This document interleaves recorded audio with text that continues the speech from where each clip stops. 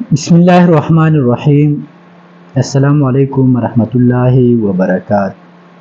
دوستو، علم کی فضیلت کی ایک وجہ یعنی اس کا مقصد علماء ابن الجوزی رحمۃ اللہ علیہ نے بیان کیا۔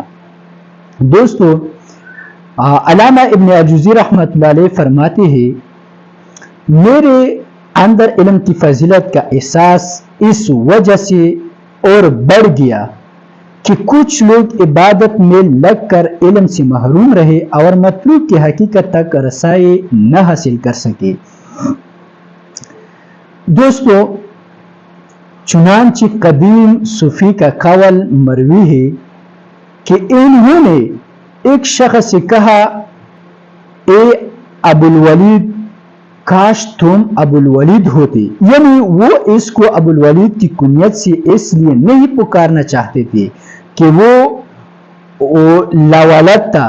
اگر وہ صوفی علم میں گستے تو انہیں معلوم ہو جاتا کہ نبی کریم صلی اللہ علیہ وسلم نے حضرت صہیب رومی رضی اللہ تعالیٰ عنہ کی کنیت ابو صحبہ رکھتی تھی اور ایک بچی کو ابو عمیر کی کنیت سے پکار فرمایا تھا، یا ابو عمیر ما فعل النفیر۔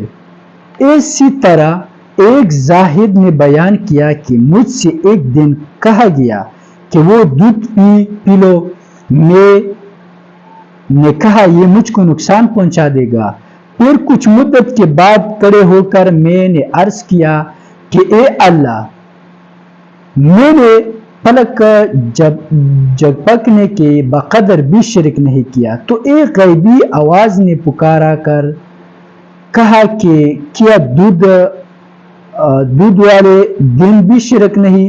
یہ واقعہ اگر درست ہو تو ایسا ممکن ہے کہ ان کی تعویب مقصود ہوتا کہ اسباب میں لگ کر مسبب قبول نہ جائے، ورنہ تو وہ حضور صلی اللہ علیہ وسلم نے فرمایا،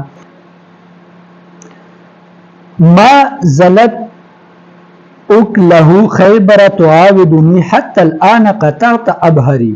خیبر میں کھائے ہوئے زہریلے لقمے کی تکلیف بار بار لوٹتی رہی حتیٰ کہ اب اس نے میری شارک کاٹ دی گئی، اور فرمایا، ما تفانی مال کمال ابی بکر، مجھ کو ابو بکر کے مال جتنا نفع کسی کے مال سے نہیں پہنچا۔ اور بعض جاہل زاہد توکل کا مطلب سارے اسباب سے منقطع ہو جانے کو خیال کرنے ہے، حالانکہ یہ جہالت، کیونکہ حضور صلی اللہ علیہ وسلم نے غار میں پناہ لی، طبیب سے علاج کرایا، ذرا پہنچی خندق کدوائی اور مطعم بن ابی جو کافر تھے ان کی پناہ میں داخل ہوئے، اور حضرت سعد بن ابی وقاص رضی اللہ تعالی عنہ نے فرمایا تھا،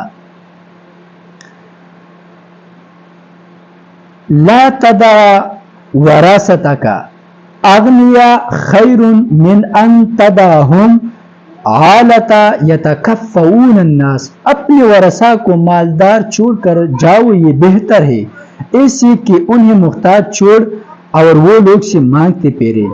لہذا مسبب کو بول کر اسباب پر اکتفا کرنا تو غلط ہے، لیکن اسباب کو اس طرح برتنا کہ دل مسبب سے متعلق رہے، یہ مشروع ہے، بلکہ یہی افضل ہے۔ نمبر 2 یعنی حمزہ اور غلط تصوف کی یہ ساری تاریکیاں علم کا چراغ ہی ختم کر سکتا ہے۔ یقیناً وہ شخص بھٹک گیا جو جہالت کی تاریکی میں چلا یا خواہش نفس کی گلی میں داخل ہو گیا۔ والسلام۔